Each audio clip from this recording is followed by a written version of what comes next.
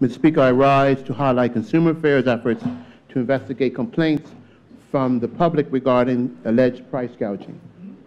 Mr. Speaker, Consumer Affairs has received a number of complaints about the hike in prices of certain staples.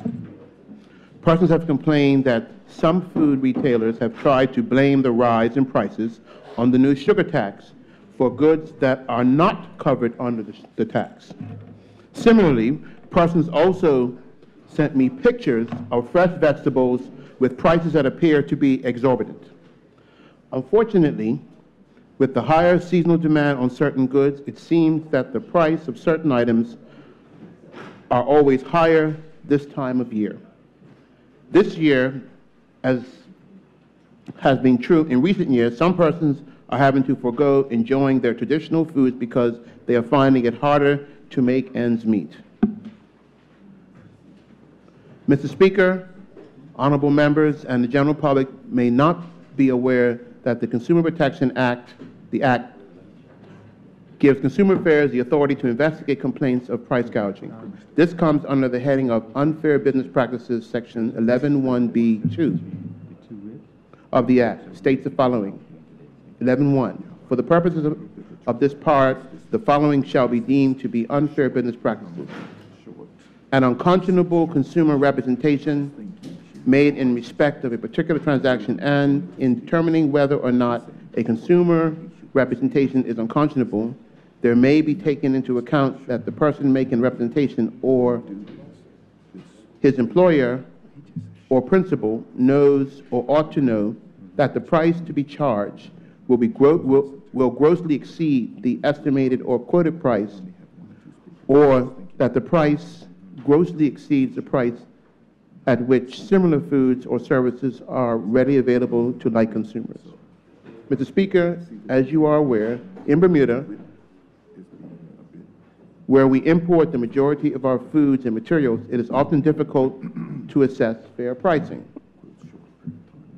Rising food prices are a global issue, and as Bermuda is part of the global economy, we are also affected.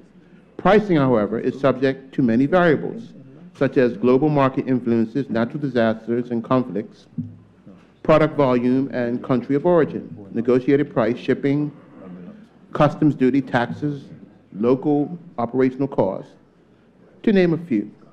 In addition, many of our items are shipped in smaller quantities, which drive up the price per unit. As an example, you would have also been aware of the recent recall right here in Bermuda of romaine lettuce. A few days ago, there was a story on the U.S. news about the recall of certain beef products.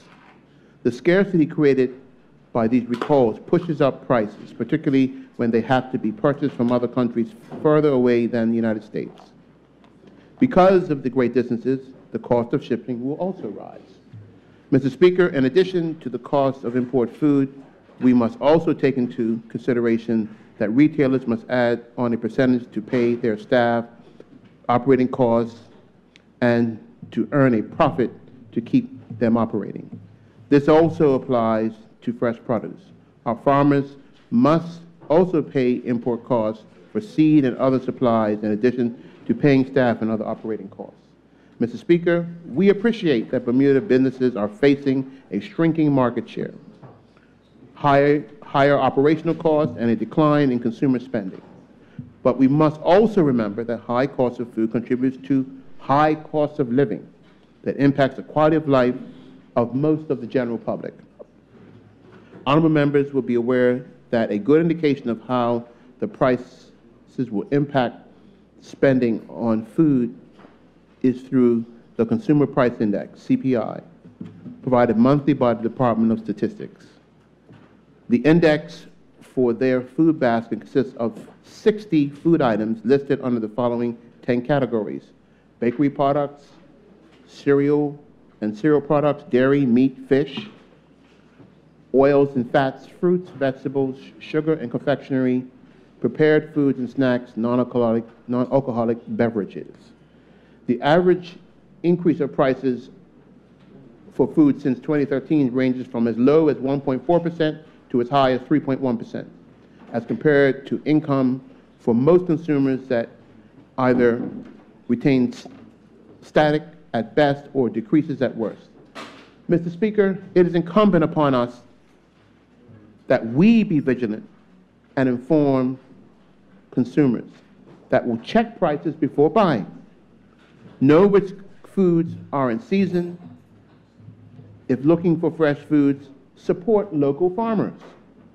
Consumers can also question any exorbitant prices changes with store managers because sometimes the prices may be the result of human error.